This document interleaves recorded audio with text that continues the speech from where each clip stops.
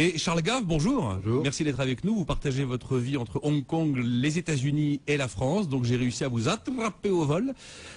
Vous êtes économiste et vous êtes président de GAFCA Research, qui est un institut de recherche. Vous éditez notamment quotidiennement une newsletter.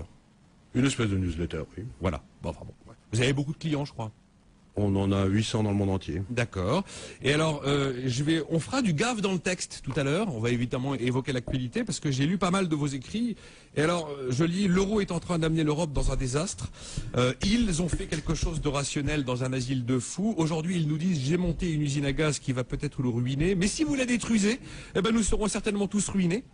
Ils ont eu tellement tort dans leurs pronostics passés que je ne vois pas très bien pourquoi ils devraient avoir raison cette fois-ci. Vous parlez des technocrates à l'origine de l'euro. La démocratie est en train d'être assassinée et tout le monde s'en fout. Faire plus de quelque chose qui ne marche pas, c'est être certain que la situation va continuer à s'aggraver. Première question, est-ce que vous achetez le programme du Front National d'un retour en francs où on rendrait à la Banque de France la capacité de financer à taux zéro l'État? Écoutez, j'ai des amis qui disent qu'on peut être cocu et communiste.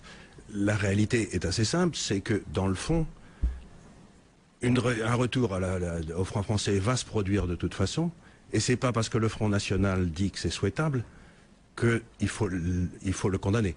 C'est complètement idiot. La réalité, si vous voulez, c'est que l'euro ne marche pas, ne peut pas fonctionner, ne marchera jamais.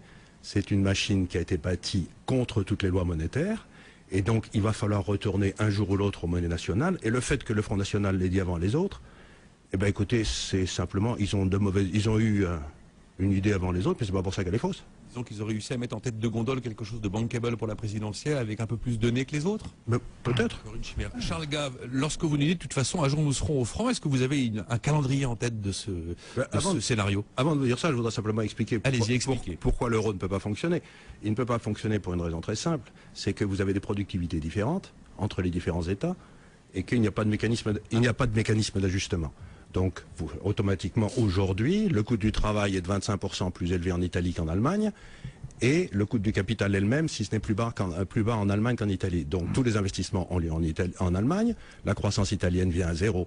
Nous ne sommes pas en face d'un problème de la dette. Il n'y a pas de problème de la dette. Nous sommes en face d'un problème de l'absence de compétitivité d'un certain nombre d'États, et nous sommes cette absence de compétitivité empêche la croissance dans ces États, empêche les rentrées fiscales, et empêchant les rentrées fiscales, ça crée de la dette, et donc ça vaut qu'un problème de la dette. La dette, c'est la fin du processus, le début du processus, c'est l'absence de compétitivité due à l'euro. Et ça n'est pas réglable, il n'y a pas de solution en conservant l'euro. Il n'y a pas de solution, sauf si vous voulez, en conservant l'euro et en conservant le niveau de taux de change actuel, je ne connais pas d'exemple dans l'histoire, à part la Lituanie ou je ne sais quel tout petit pays, qui ait pu faire une réforme supply side, pour parler brutalement, suffisamment importante pour qu'on puisse régler les problèmes à long terme. Le Canada a réglé ce problème, la Suède a réglé ce problème, l'Australie l'a fait, la Suède, je l'ai déjà dit, la Nouvelle-Zélande, les États-Unis ou l'Angleterre, mais ça s'est toujours accompagné d'une dévaluation de 25%. Dévaluation de 25%. Donc si vous voulez, c'est complètement exclu. Alors je voudrais dire aussi un truc, c'est quand j'ai dit... Terminé, et puis... Je voudrais dire un truc, c'est quand l'euro a été créé, j'ai écrit un livre qui s'appelait « Des lions menés par des ânes ». Qui est paru en 2002, j'en ai vendu 30 000 exemplaires, ce qui paraît-il était bien. Pas mal, oui. Et j'avais simplement dit dans ce livre, l'euro va amener à trop de maisons en Espagne, trop de fonctionnaires en France et trop d'usines en Allemagne. Et nous y sommes, mais ce que les gens ne comprennent pas aujourd'hui, et j'aimerais m'en expliquer si vous me laissez 2 minutes, c'est que l'Allemagne va faire faillite. C'est ça que les gens ne comprennent pas aujourd'hui. Et je voudrais expliquer le processus qui va amener l'Allemagne à la faillite, si vous me permettez. Allez-y. Ben écoutez, c'est tout simple. Les Allemands ont suivi une politique mercantiliste depuis 10 ans, de taxer la consommation et de subventionner la production. Ils sont donc devenus super compétitifs par rapport aux autres pays avec lesquels ils avaient des taux de change fixes. Ils ont développé 1000 milliards d'euros d'excédent commercial vis-à-vis de ces pays de l'Euroland depuis 10 ans.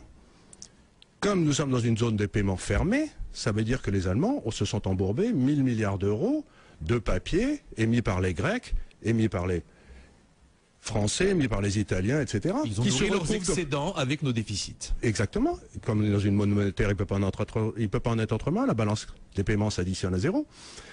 Ces 1000 milliards d'euros valent à tout casser 500 milliards, si tout va bien. Le capital des banques allemandes est de 300 milliards. Donc le système financier allemand aujourd'hui est en faillite.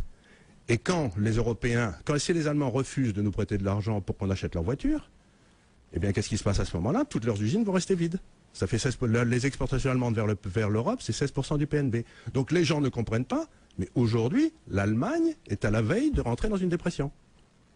C'est tout à fait évident. Vous êtes quand même en train de nous décrire l'existence d'un jeu fini, d'un monde fini qui a commencé, d'un souci de la durée qui s'installe et d'une inexorable fin.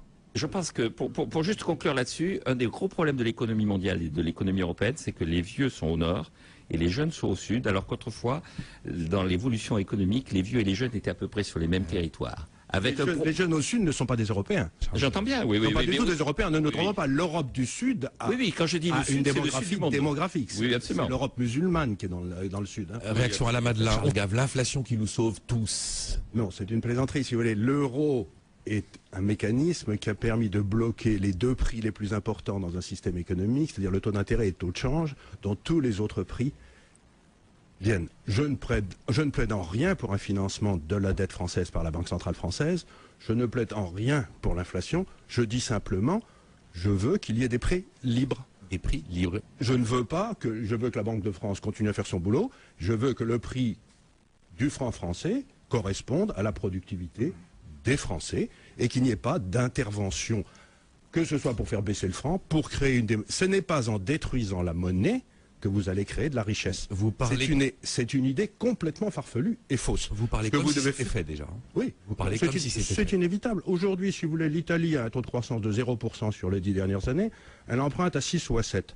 Si vous empruntez à 7, vous investissez à 0 et que vous avez 125% de dette par rapport au PNB, en l'espace de 7 ans, votre dette devient 240. Donc, si vous voulez, le système aujourd'hui, la France emprunte à 4 ou à 3,5 et elle a un taux de croissance de 1,5. Le système aujourd'hui est dans une trappe à dette d'anthologie. Je parle comme Keynes, la bonne vieille trappe à dette, où le taux d'intérêt est de 500 points de supérieur au taux de croissance. Et bien, ça ne tient pas. Faut-il le sauver? Y a-t-il une chance de le sauver? Est-ce que ce qui a été fait est une avancée?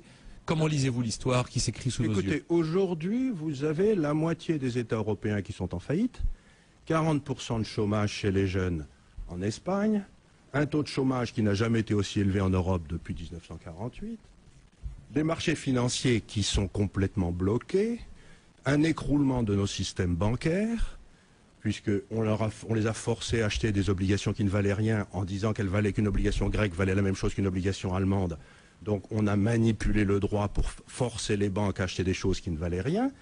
Vous vous trouvez dans un désastre financier sans précédent. Nous mettons en risque la croissance mondiale dans son ensemble. Et vous me dites, est-ce qu'il faut continuer ça? Je vous dis, est-ce qu'il faut continuer la ligne Maginot? J'ai longtemps dit que l'euro, c'était une ligne Maginot, qu'on allait se retrouver avec les Allemands à Paris, et que c'est simplement quand les Allemands seraient à Paris qu'on se rendrait compte que la ligne Maginot était un désastre. L'euro est une ligne Maginot, c'est une manœuvre défensive pour empêcher la domination de l'Allemagne sur l'Europe.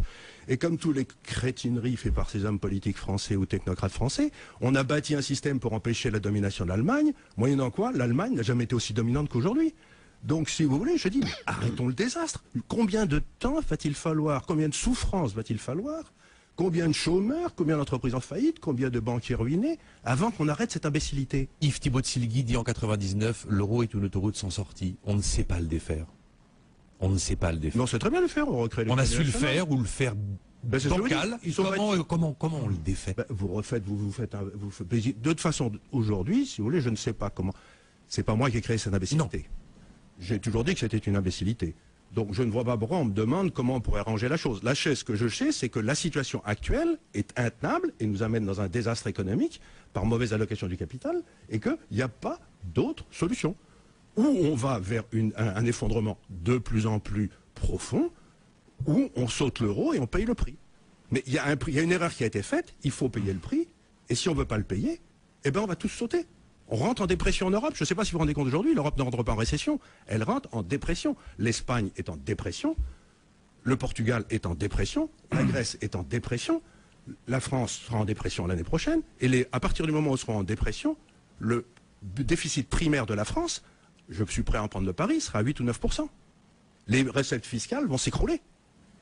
Donc les soi-disant mesures de réduction du déficit budgétaire, c'est une plaisanterie. Dites-vous bien que l'année prochaine, le déficit budgétaire va exploser par écroulement. 60% des recettes fiscales en France, c'est la TVA. La consommation va s'écrouler. Eh bien, la TVA va s'écrouler. Donc, je ne comprends même pas comment il y a encore une discussion sur est-ce qu'il faut sauver l'euro. Est-ce qu'il faut sauver la peste bubonique? Mais bien sûr que non. Un point rapide sur la consommation et la vie de Jean-Marc Daniel. La réalité, c'est que je ne sais pas ce qui va se passer pour l'euro, personne n'en sait rien. D'ailleurs, vous l'écrivez. Je ne sais pas ce qui va se passer. Je n'ai aucune idée. Mais par contre, je sais très bien où nous serons dans 3 ans. L'Europe, depuis 10 ou 15 ans, à cause de l'euro, vit au-dessus de ses moyens. Donc la consommation européenne a été la consommation gagnée plus la consommation empruntée. Cette consommation empruntée, ça va s'arrêter puisqu'on ne va plus nous prêter d'argent. D'une façon ou d'une autre, la consommation empruntée va disparaître. Donc la consommation va tomber à un niveau consommation gagnée moins remboursement de la dette passée. C'est-à-dire qu'on a devant nous une baisse de la consommation entre 5 et 15%.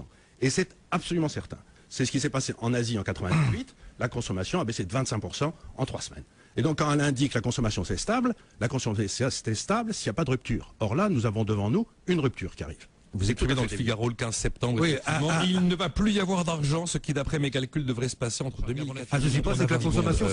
Est-ce que fondamentalement, si l'euro plantait, c'est pas l'ensemble de la planète qui plante finalement? Le risque systémique souverain n'a-t-il pas atteint un paroxysme absolument inédit? Je n'ai jamais vu un retour de la liberté contre la technocratie se traduire par autre chose que par un progrès.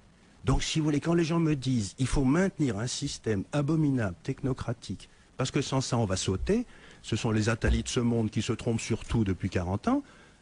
Quand le mur de Berlin est tombé, c'était une bonne nouvelle. C'était pas une mauvaise nouvelle. Il y avait une technocratie qui crevait. Et bien, quand une technocratie crève, c'est toujours une bonne nouvelle. Est-ce que vous vous êtes déjà trompé, Charles Gave? Très souvent. Très souvent. Mais par contre, je me suis toujours trompé quand les chiffres, je me suis mis à croire soit les politiques, soit les banquiers.